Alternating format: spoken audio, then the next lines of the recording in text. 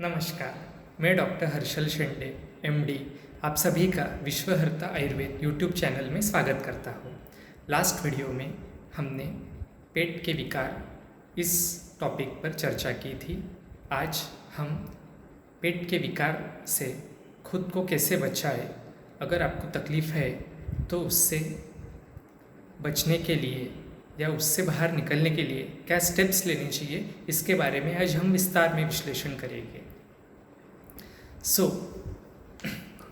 आपको पेट की तकलीफ़ है या नहीं, ये जानने के लिए फर्स्ट ऑफ ऑल एक चीज़ आप सभी को करनी है।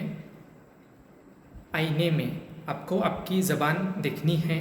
अगर वो कोटेड है, अगर वाइट कलर का कोटिंग उसके ऊपर है, तो वो इंडिकेट करता है आप पेट की समस्या या पेट की तकलीफ़ से पीड़ित है।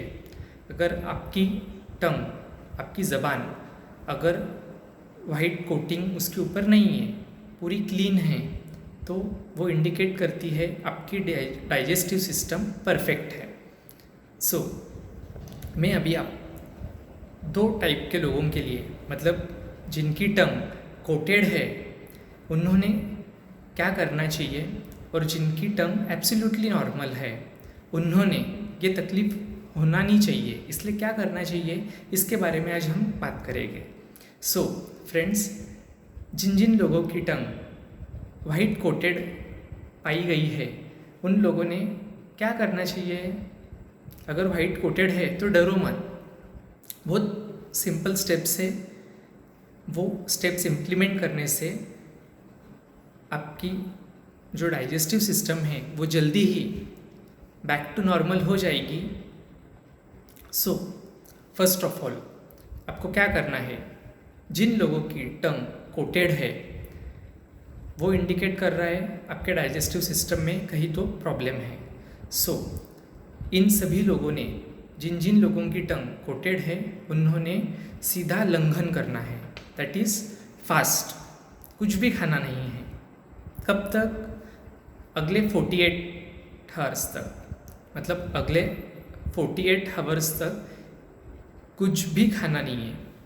तो क्या करना, अगर भूख लगती है तो गुनगुना पानी पीना है, या वार्म वाटर, मतलब जो गर्म पानी है, गुनगुना पानी है, उसमें एक पिंच जिंजर पाउडर, मतलब सूंठ पाउडर आपको ऐड करनी है, और वो पानी आपको सिप जब भी प्यास लगेगी तो पीना है।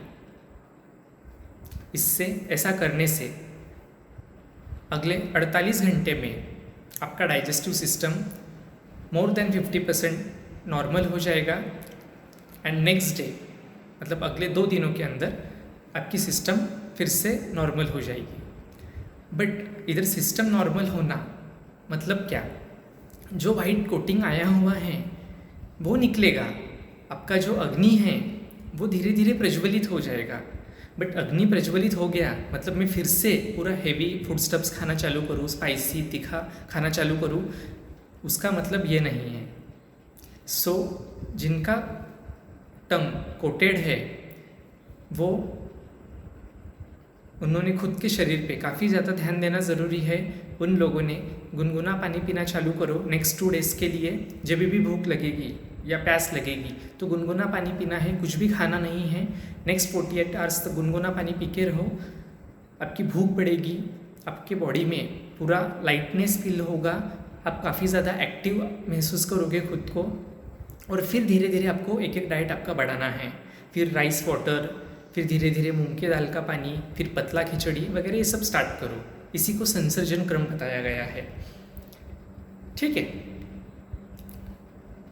अभी जो लोग, जिनकी टंग एब्सोल्युटली नॉर्मल है, कोई कोटिंग नहीं है, उन लोगों ने फिर क्या करना चाहिए, फिर उन्होंने सब खाना चाहिए? नहीं, आपकी टंग आज नॉर्मल है, पता नहीं कौन से टाइम में तुरंत कोटिंग हो जाएगा, तो ये कैसे जज करना है।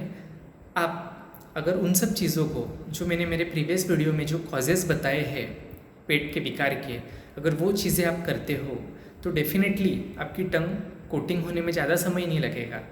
तो प्रिवेंटिव तौर पे आप लोगों ने क्या करना चाहिए, फर्स्ट ऑफ ऑल खाना जितनी आपकी ज़रूरत है, जितना आप खाते हो उससे आधा ही खाना आपको खाना है। ठीक है, आप अगर 2 बाउल राइस खाते हो तो 1 बाउल राइस पे आ जाओ। 1 बाउल राइस पे आने से आपका वेट लॉस होगा या आप काफ़ी ज़्यादा कमज़ोर महसूस करोगे खुद को, ऐसा कुछ नहीं होगा। ठीक है, सो आपको आपका खाना जो आपका डाइट है वो आपको हाफ पे लाना है। सेकेंड इम्पॉर्टेंट चीज़, जो ये दांत दिए हुए हैं ये शो के लिए या दिखाने के लिए नहीं है, इनका काम है चबाना। सो आप जो भी खाना खाते हो उसको आपको चबा के खाना है। अब जितना टाइम उसको चबा के खाओगे उतना ज़्यादा वो सॉफ्ट होगा, और सॉफ्ट होने के कारण जो आपका आमाशय है, जो स्टमक है, जो पेट है, उसका लोड कम होगा। सो खाना आपको चबा के खाना है।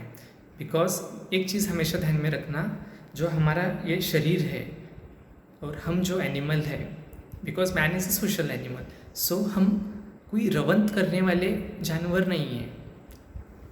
जो जैसे गाय वगैरह करते हैं, बकरी करती है, जो खाना उन्होंने खाया हुआ है उसी को चीज़ को ऊपर फिर से वो लेके आते हैं और फिर उनके फ्री टाइम में, स्पेयर टाइम में उस खाने को वो चबा के खाते हैं।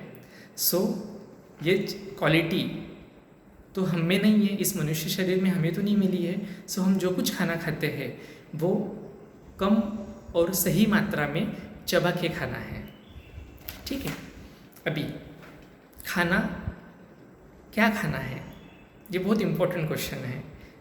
आप जहाँ पे रहते हो, आपके एरिया में, आपके लोकेलिटी में जो चीज़ आपको इजीली अवेलेबल है और जो चीज़ खाने से आपको जो डाइजेस्ट होती है, उस चीज़ को आपको खाना है। फर्स्ट उसकी अवेलेबिलिटी, जो चीज़ आपके सराउंडिंग में, आपके लोकेलिटी में, आपके जोन में, आपके रीजन में इजीली अवेलेबल है, उस चीज़ को आपको खाना है। सेकेंड, जो चीज़ जो इजीली अवेलेबल है वो चीज़ अगर आप इजीली डाइजेस्ट कर पाते हो तो उस चीज़ को आपको खाना है। थर्ड, जो चीज़ उसी चीज़ों में अगर कोई चीज़ आपकी फेवरेट है तो उस चीज़ को खाओ। मतलब जो चीज़ आपकी पसंद की है, जो चीज़ आपकी लोकेलिटी में इजीली अवेलेबल है और जो चीज़ को आप डाइजेस्ट कर पाते हो, उस चीज़ों को ही आपको खाना है। अभी खाने में हमेशा फ्रेश, ताज़ा, गरम और स्निग्ध भोजन का ही आपको सेवन करना है। ये खाने से आपका जो आमाशय होता है, जो आपका पेट है, उस खाने को वो इजीली डाइजेस्ट कर पाता है और उससे जो आहार रस की उत्पत्ति होती है वो उत्तम क्वालिटी की, अच्छी क्वालिटी की होती है। और उसी आहार रस से हमारे उत्तर जो सप्त धातु है उनकी निर्मिति होती है। सो आहार is very very important factor, जो आपके पेट के विकार न होने में आपकी काफ़ी ज़्यादा मदद करती है। मैक्सिमम जगह पे हमें देखने को मिलता है कि काफ़ी ज़्यादा न्यूट्रिशनिस्ट, डाइटिशियन लोगों को कहते हैं आपको ज़्यादा ग्रीन लीफी वेजिटेबल्स आपके डाइट में आपको ऐड करना है। ठीक है, बट इस चीज़ यहाँ पे मेरा एक क्वेश्चन है बहुत बड़ा। आप ग्रीन लीफी वेजिटेबल्स खाते हो, बट आपने ये चीज़ के बारे में अगर सोचा है, वो जो ग्रीन लीफी वेजिटेबल्स, जो हरी सब्जी है, हरी पत्ती की सब्जी जो मिलती है, वो आप देखोगे 1 से 2 दिन में तुरंत मुरझा जाती है, तुरंत उसके पत्ते सूख जाते हैं। मतलब जो हरी वनस्पति, जो हरी पत्ती की सब्जी जो हम लेके आते हैं हमारे घर में, जिसको ऐसे ही रखने पे जो 1 से 2 दिन में तुरंत सूख जाती है, जिसके पत्ते मुरझा जाते हैं, जो खुद ज़्यादा टाइम तक सस्टेन नहीं कर पाती है, तो वो हमारे शरीर में जाने के बाद हमारे इंद्रियों को, हमारे अवयवों को, हमारे सेल्स को क्या पोषण देगी, क्या सस्टेन करेगी? कुछ नहीं। तो फिर ऐसा खाना इज़ नॉट गुड। ऐसा खाना ही मत खाओ ना जिससे आपको कुछ मिलने वाला ही नहीं है, क्योंकि जो खुद नहीं सस्टेन कर सकता है तो वो आपके शरीर में जाके आपके ऑर्गन्स को, आपके इंद्रियों को क्या सस्टेन करेगा, क्या एनर्जी देगा? बहुत लोग कहते हैं अरे ग्रीन लीफी वेजिटेबल्स खाने से उसके अंदर मैक्सिमम सेल्यूलोज होता है, पॉलीसैकेराइड फाइबर होता है, वो खाने से क्या होता है, फाइबर क्वांटिटी ज़्यादा है उसमें, इसलिए आपका पेट साफ होता है। बच्चों को भी बोला जाता है अरे हरी सब्जियाँ खिलाओ, उससे उनकी कॉन्स्टिपेशन की शिकायत कम हो जाएगी, उनका पेट साफ होगा। नो डाउट उसके अंदर वो रिच इन फाइबर है। फाइबर की चीज़ खाने से पेट साफ क्यों होता है? क्योंकि वो जो हरी सब्जी है, जो उसके अंदर सेल्यूलोज है, उस सेल्यूलोज को डाइजेस्ट करने की क्षमता हमारे जाठराग्नि में और हमारे आंतड़ियों में नहीं है, इसलिए वैसे ही उस चीज़ को वो पार्शियल डाइजेस्ट करके बाहर फेंक देते हैं। और हम करते हैं या आज बच्चे ने स्टूल पास किया, उसका कॉन्स्टिपेशन रिलीफ हो गया। अरे नहीं, वो चीज़ को वो डाइजेस्ट ही नहीं कर पाया, इसीलिए तो उसको स्टूल हुआ और वो निकल गया। यस, सो हम इस चीज़ों को भूल जाते हैं। और जब भी आप हरी सब्जी खाते हो, हरे पत्तों की सब्जी खाते हो, उससे आपके शरीर में, आपके पेट में गैस फॉर्मेशन होता है।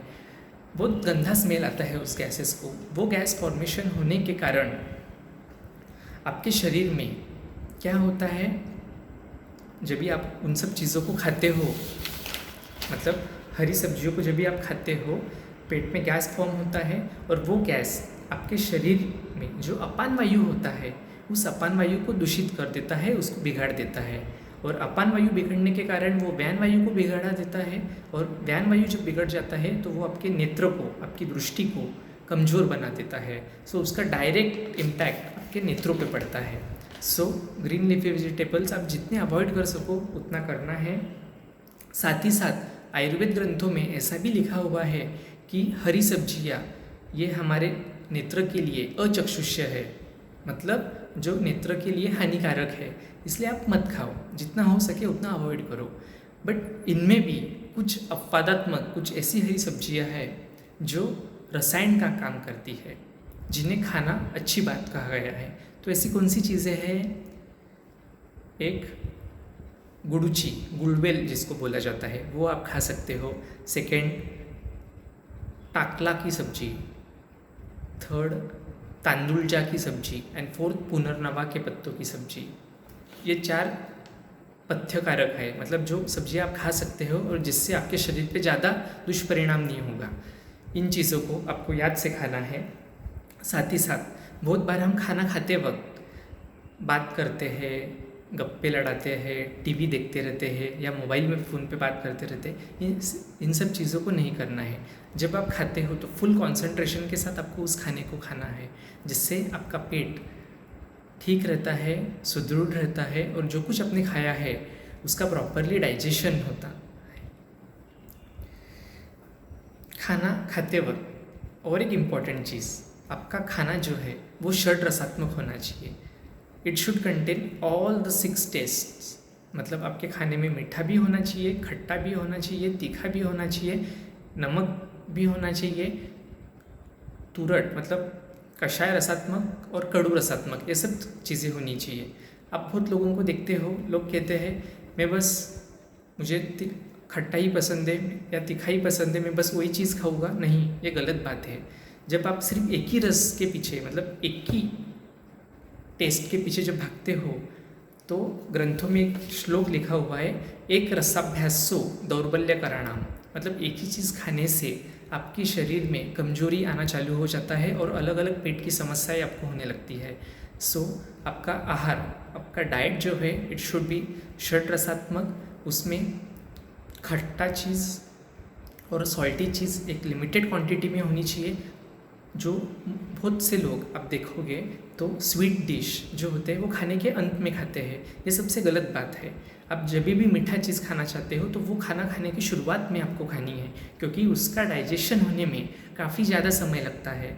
सो स्टार्ट विथ मधुर रसात्मक चीज़, मतलब स्वीट डिश से आप शुरुआत करना है और एंड आपके खाने का ये कषाय रसात्मक चीज़ों से होनी चाहिए। ठीक है, तो खाने के बारे में जो कुछ आज मैंने नियम बताए, ये आहार विधि विशेषायतन इस चैप्टर में आचार्य चरक ने मेंशन किए हुए हैं।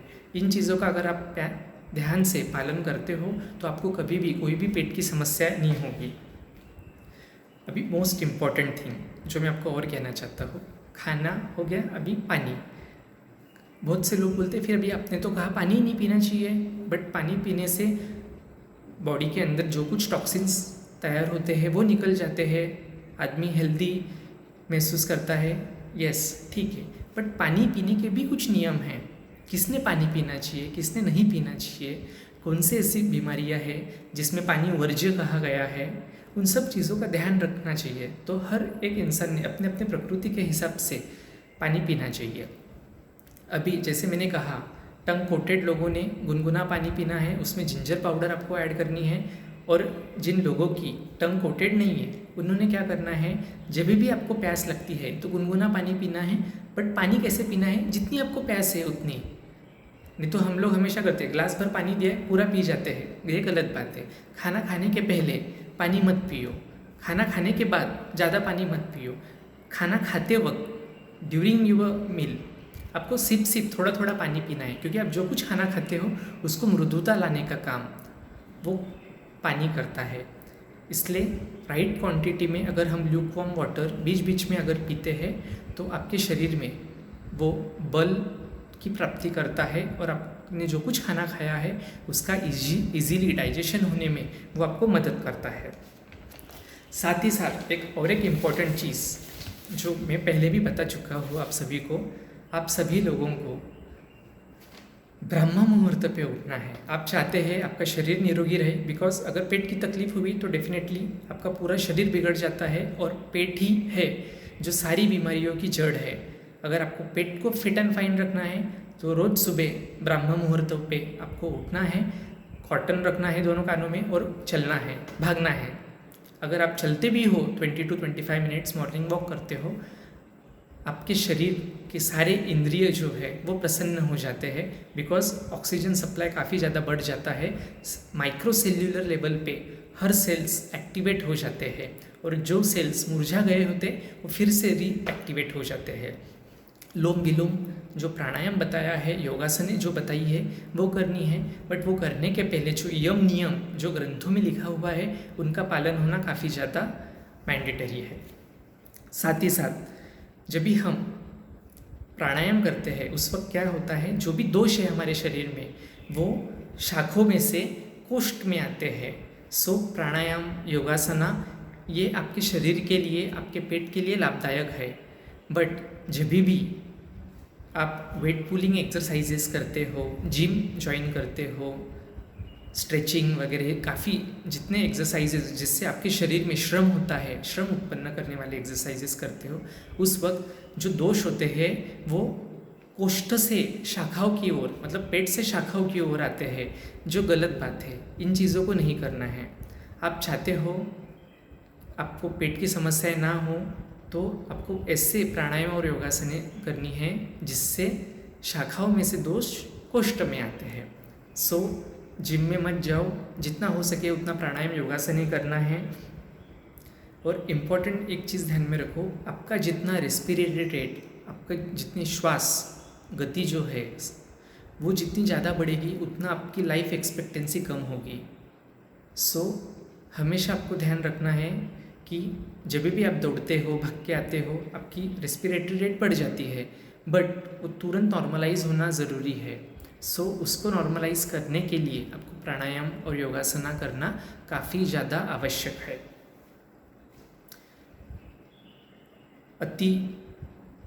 मतलब ज़्यादा आपकी लिमिट से ज़्यादा एक्स्ट्रा व्यायाम, extra exercise, extra stress, tension, anxiety अगर लेके आप चलते हो या आपका लाइफ गुजार रहे हो तो ये आपके शरीर के लिए काफ़ी ज़्यादा हानिकारक है, क्योंकि आप जो कुछ खाते हो उसका तुरंत असर आपके शरीर पे और मन पे पड़ता है।